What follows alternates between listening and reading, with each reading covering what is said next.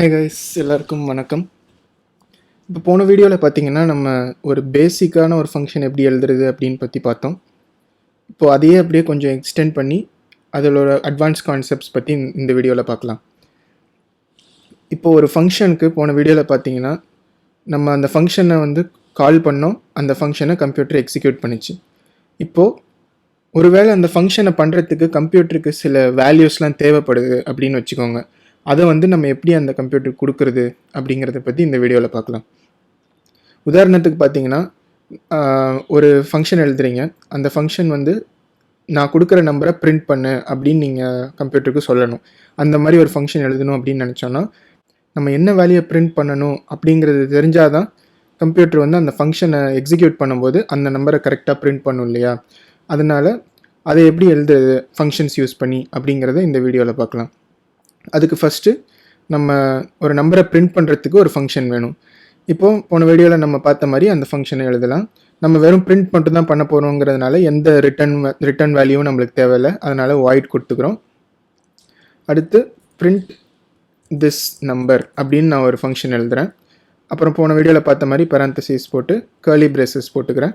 இப்போ உள்ளார நம்ம ஒரு நம்பரை பிரிண்ட் பண்ணணும். ஆனால் நான் என்ன நம்பர் சொல்கிறேனோ அதை தான் நீ பிரிண்ட் பண்ணணும் அப்படின்னு நம்ம இந்த கம்ப்யூட்டருக்கு சொல்லணும். அப்போ அதுக்கு என்ன பண்ணணும்னா ஃபஸ்ட்டு நான் ஒரு நம்பரை இந்த ஃபங்க்ஷனுக்கு கொடுக்கணும். நம்ம அதுக்கு தான் இந்த parentheses இருக்குது.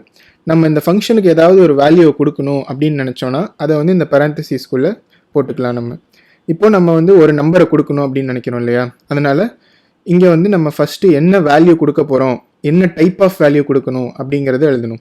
நம்ம ஒரு இன்டீஜர் நம்பரை கொடுக்கணும் அப்படின்னு நினைக்கிறோம். அதனால் நம்ம இன்ட் அப்படின்னு போட்டுக்கலாம். அடுத்து அந்த வேல்யூவை ஸ்டோர் பண்ணுறதுக்கு ஒரு வேரியபிள் தேவை. அதனால் அந்த வேரியபிளையும் நம்ம இங்கே கொடுத்துக்கலாம். இந்த எக்ஸாம்பிளுக்கு நான் சும்மா எக்ஸ் அப்படின்னு ஒரு வேரியபிள் கொடுத்துக்கிறேன். இப்போ இப்படி போட்டிங்கன்னா இதுக்கு என்ன அர்த்தம் அப்படின்னா பிரிண்ட் திஸ் நம்பர் அப்படிங்கிறது ஒரு ஃபங்க்ஷன். இந்த ஃபங்க்ஷன் எதையுமே ரிட்டர்ன் பண்ண வேணாம். இந்த ஃபங்க்ஷனை கால் பண்ணும்போது நான் ஒரு வேல்யூ தருவேன். அந்த வேல்யூ ஒரு இன்டீஜராக இருக்கும். அதை இந்த எக்ஸில் ஸ்டோர் பண்ணு அப்படிங்கிறத இந்த ஃபங்க்ஷனில் நம்ம எழுதியிருக்கோம். அடுத்து இப்போ இந்த எக்ஸுங்கிறத ஒரு வேரியபிளாக டிக்ளேர் ஆகிடுச்சு. அதனால் இந்த ஃபங்க்ஷனுக்குள்ளார இந்த எக்ஸை நம்ம யூஸ் பண்ணிக்கலாம். இப்போ அந்த நம்ம நினச்ச மாதிரி இந்த நம்பரை பிரிண்ட் பண்ணணுன்னா cout போட்டு நம்பர் இஸ் அப்படின்னு போட்டு நான் அந்த எக்ஸை பிரிண்ட் பண்ணுறேன். எக்ஸ் அப்புறம் செமிகோலன். இப்போ என்ன ஆகும் அப்படின்னா இந்த ஃபங்க்ஷனை நம்ம கால் பண்ணும்போது ஒரு நம்பரை கொடுக்கலாம். அந்த நம்பரை இங்கே coutல நம்ம பிரிண்ட் பண்ணியிருக்கோம். இப்போ இந்த ஃபங்க்ஷனை நான் கால் பண்ணுறேன். போன வீடியோவில் பார்த்தீங்கன்னா நான் எப்படி ஃபங்க்ஷனை கால் பண்ணுறதுன்னு சொன்னேன். அதில் ஃபஸ்ட்டு ஃபங்க்ஷன் நேமை போட்டுக்கணும், அதுக்கப்புறம் parentheses போடணும் அப்படின்னு சொன்னேன். இப்போ பார்த்தீங்கன்னா இதை நம்ம அப்படியே ரன் பண்ணோன்னா இது நம்மளுக்கு எரர் கொடுக்கும். ஏன்னா நம்ம என்ன சொல்லியிருக்கோம், இங்கே இந்த ஃபங்க்ஷனை கால் பண்ணும்போது ஒரு வேல்யூவை நான் கொடுப்பேன், அந்த வேல்யூ ஒரு இன்டீஜராக இருக்கும் அப்படின்றத நம்ம சொல்லியிருக்கோம். ஆனால் இங்கே பார்த்தீங்கன்னா நம்ம கால் பண்ணும்போது எந்த வேல்யூ எதுவுமே நம்ம இங்கே கொடுக்கல.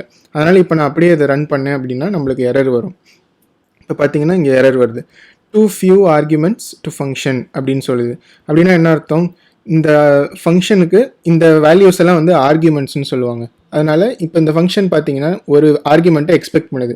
ஒரு வேல்யூ கொடுப்பாங்க அப்படின்னு கம்ப்யூட்டர் எக்ஸ்பெக்ட் பண்ணிகிட்டு இருக்கு. ஆனால் நம்ம எதுவுமே கொடுக்காததுனால இது டூ ஃபியூ அப்படின்னு சொல்லுது. இப்போ இதை நம்ம சால்வ் பண்ணுறது எப்படின்னா நம்ம சொன்ன மாதிரியே ஒரு நம்பர் இதுக்கு பாஸ் பண்ணலாம். இப்போ பார்த்தீங்கன்னா நான் 42 அப்படின்னு கொடுத்துட்டு மறுபடியும் இதை ரன் பண்ணேன்னா இந்த வாட்டி இது கரெக்டாக ரன் ஆகும்.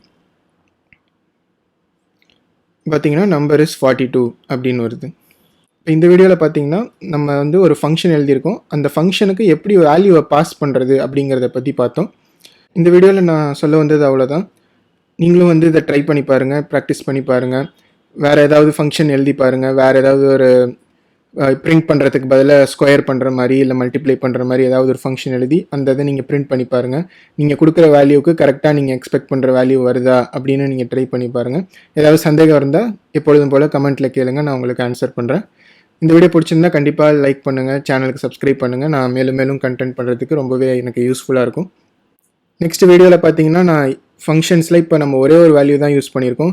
எப்படி நம்ம நிறைய வேல்யூ ஒரு ஃபங்க்ஷனுக்கு கொடுக்குறது அப்படிங்கிறத பற்றி நான் நெக்ஸ்ட் வீடியோவில் எக்ஸ்பிளைன் பண்ணுறேன்.